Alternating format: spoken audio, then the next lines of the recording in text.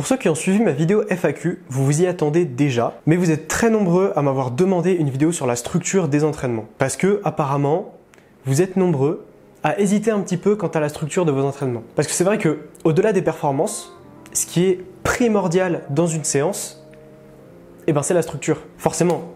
C'est comme si tu prenais les meilleures briques possibles pour faire une maison, la meilleure isolation possible, mais que tu étais mal structuré. Forcément, ton isolation, elle va servir à rien.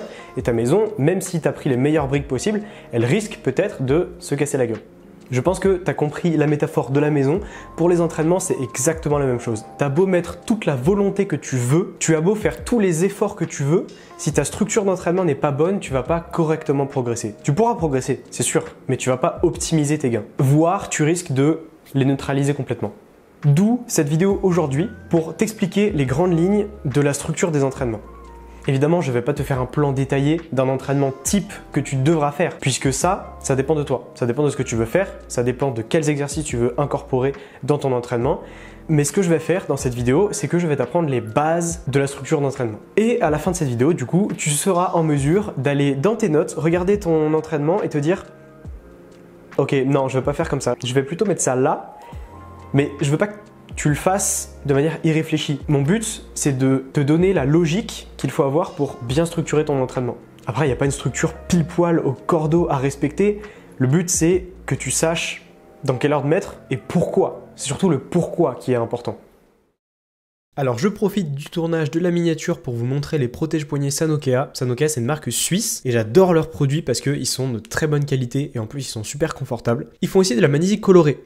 Est-ce que tu as déjà vu ça? Je suis pas sûr. Ils ont plein de couleurs. Là, c'est la verte, il y a la blanche, la noire. Ça, c'est les petits formats qui sont disponibles pour voyager. C'est super pratique. Et honnêtement, la magnésie noire, je l'adore.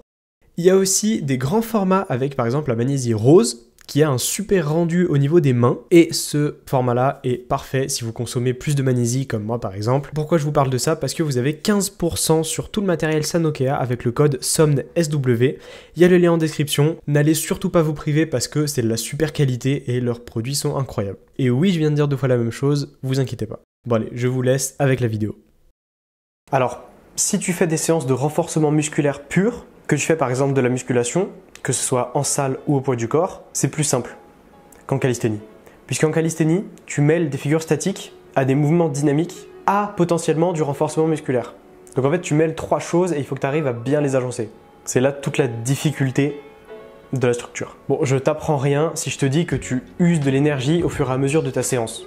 Ça, je pense qu'il n'y a rien de nouveau pour toi. Tu le sais très bien, quand tu arrives à l'entraînement, tu es tout frais. Quand tu repars de l'entraînement, tu es un peu KO si tu as bien travaillé. Donc, tu as perdu de l'énergie. Mais cette énergie, ce qui est important, c'est de savoir comment tu l'as perdue et à quoi elle sert. Vois ton énergie comme une barre dans les jeux vidéo, comme une barre de vie dans les jeux vidéo. Elle va se réduire au fur et à mesure de ta séance, mais dépendamment des exercices que tu fais, elle va se réduire plus ou moins. Par exemple, tu as des exercices plus compliqués que d'autres. Une traction ne va pas te demander autant d'efforts qu'une pompe, en théorie. Sauf si tu es spécialiste traction, mais bon, tu as compris l'idée. Donc une traction, on va dire que ça va te prendre une plus grosse partie de ta barre d'énergie qu'une pompe. Tu comprendras vite que quand tu arrives à la fin, quand tu as moins d'énergie, si tu as pile ce qu'il te faut pour faire une pompe, tu ne pourras pas caser une traction. Puisque du coup la traction prend plus d'énergie que la pompe. Si tu n'en as pas assez pour faire la traction, du coup tu feras la pompe. J'ai une deuxième métaphore pour t'aider à comprendre. Prends une jarre, un pot en fait, un pot en verre. Dans ce pot, tu vas mettre des cailloux, des gros cailloux, puis du sable. Pour remplir ce pot, du coup, tu as 2 possibilités. Soit tu mets d'abord les cailloux, puis le sable, soit tu mets le sable, puis les cailloux. Et là, tu vas me dire, ok, mais tu dérives totalement là, c'est quoi le rapport? Le rapport, c'est que si tu commences par mettre le sable, du coup, le sable, il va faire une sorte de couche en bas du pot. Et si tu rajoutes les cailloux, ton pot, il va déborder. Les cailloux, ils vont déborder du pot. Donc en fait, tu vas pas pouvoir rentrer tout ça dans le pot. Alors que si tu commences par les cailloux, tu commences par le plus important, tu commences par le plus gros, tu le fous en bas du pot, ça rentre, et après le sable, il va venir se glisser entre, tu vois. Ça va venir combler tous les petits trous qu'il peut y avoir entre les gros cailloux les plus importants. Et là, tu vas pouvoir bien remplir ton pot. Tes entraînements vont aller un peu de la même manière. Il faut que tu commences par caser les gros exercices qui te demandent beaucoup d'énergie. C'est eux qui seront le plus efficaces pour te renforcer musculairement et c'est eux que tu peux caser que en début de séance. À la fin de la séance, privilégie des petits exercices simples pour toi qui te permettent de travailler avec l'énergie dont tu disposes à la fin de la séance. Je pense que là, tu comprends un petit peu mieux Là où je veux en venir et ce que je veux t'expliquer, c'est que voilà, en gros, pour résumer, commence par les exercices les plus compliqués et agence ta séance pour que, au fur et à mesure, tu fasses du dégressif. Donc tu commences par les choses compliquées, puis tu vas vers des choses de plus en plus simples jusqu'à la fin de séance. Quand tu n'as plus beaucoup d'énergie, tu l'utilises à bon escient puisque tu l'utilises pour des exercices assez simples pour toi, donc que tu peux faire des choses. Parce que si à la fin de la séance, tu voulais faire les exercices les plus compliqués, tu n'aurais pas eu la force de les faire, donc tu n'aurais pas forcément utilisé l'énergie qui te restait à la fin. Donc, ton entraînement n'était pas forcément très efficace. Alors que là, si tu commences par les trucs les plus compliqués et que tu finis par les trucs les plus simples, au moins, tu as bien organisé ta séance, tu as bien utilisé ton énergie, c'est rentable. D'ailleurs, tu remarqueras que cette logique-là, elle peut aussi se calquer sur tes journées. Commence par faire ce qui est le plus important dans ta journée et le reste va pouvoir se glisser dans les petits interstices qui sont laissés. Et ta journée sera comblée naturellement, de manière totalement productive. Comme quoi, finalement, le mental qu'il y a derrière le sport, il s'applique à tout, il s'applique au lifestyle. Et c'est ça qui est beau aussi. Et inversement, le lifestyle s'applique au sport.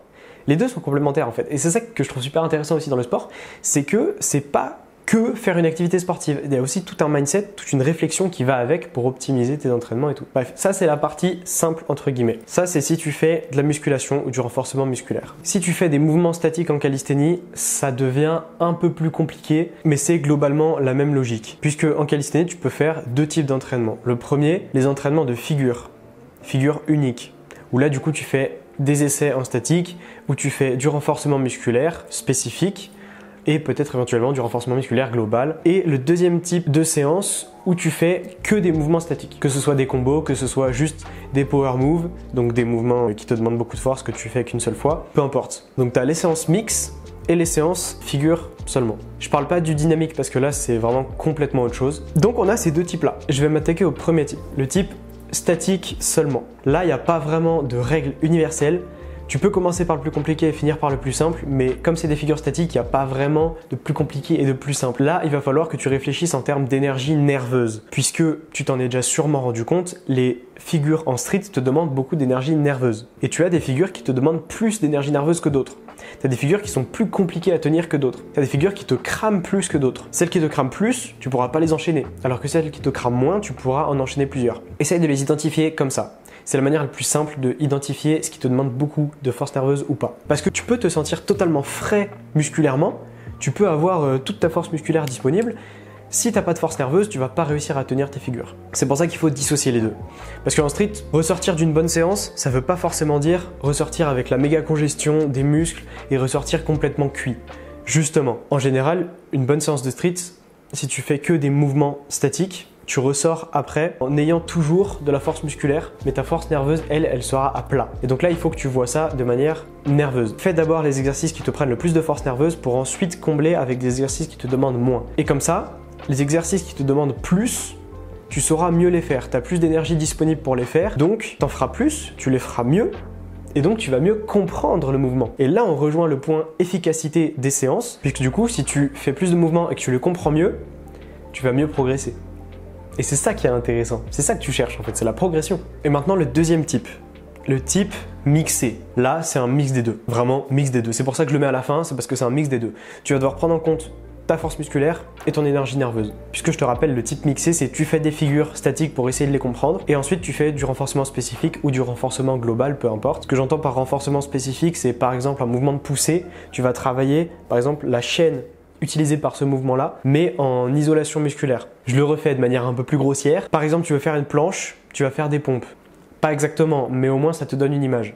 Et pour ces séances-là, ce qu'il faut que tu fasses, c'est que tu commences d'abord par ce qui te prend du nerveux.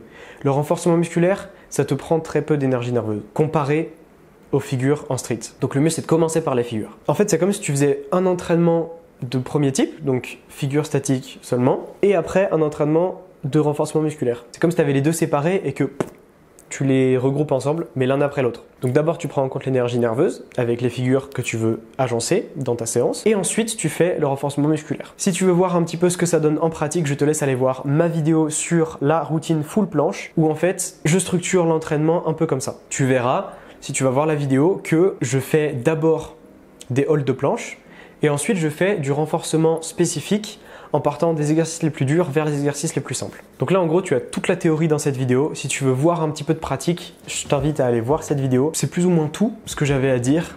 ici, tu vois qu'en fait, là, je t'ai pas donné de cas pratique. Je t'ai vraiment juste expliqué la manière de faire pour que tu puisses le faire toi aussi. Le but, c'est que tu comprennes. À travers mes vidéos, je cherche pas à te donner quelque chose à plaquer. Je cherche à te faire réfléchir par toi-même. Je cherche à faire en sorte que tu saches ce que tu fais, que tu puisses trouver ce qui est bon pour toi et pas ce que quelqu'un te dira de faire et que tu progresses. Forcément, que tu progresses, ça c'est mon but principal. Mais du coup, maintenant tu peux soit aller voir le cas pratique de la full planche, soit aller regarder ton entraînement et voir comment tu peux mieux l'agencer pour être plus productif, soit faire les deux. Aller voir la vidéo planche, puis aller regarder ton entraînement. En tout cas, tu ne t'endormiras pas ce soir avant d'avoir regardé ton entraînement et réagencé comme il le faut. Si ton entraînement est parfait, tant mieux, c'est trop cool, ça veut dire que tu l'avais déjà compris ou que quelqu'un t'a donné un bon entraînement. Si ce n'est pas le cas, réagence-le et tu m'en diras des nouvelles. En tout cas, si cette vidéo t'a aidé, je te laisse mettre un pouce en l'air sous cette vidéo. Moi, ça me permet de savoir que la vidéo t'a plu. T'as vu d'ailleurs que j'ai fait aussi quelques petits updates niveau lumière, niveau décor derrière. C'est pas encore exactement ce que je veux, mais je kiffe faire ça, je kiffe ajouter un petit peu plus de qualité dans l'image. Écris-moi en commentaire qu'il soit positif ou négatif, du moment qu'il est constructif, moi ça m'aide à m'améliorer. Tu peux m'y indiquer des choses que j'aurais pu améliorer dans la vidéo ou des choses qui sont déjà très bien. Et tu peux aussi m'indiquer un sujet duquel tu voudrais que je parle dans une prochaine vidéo, parce que ça peut être intéressant de vous faire interagir là-dessus. Abonne-toi pour continuer de progresser avec moi. Et sur ce, moi je te dis c'était Milo, à la prochaine. Ciao.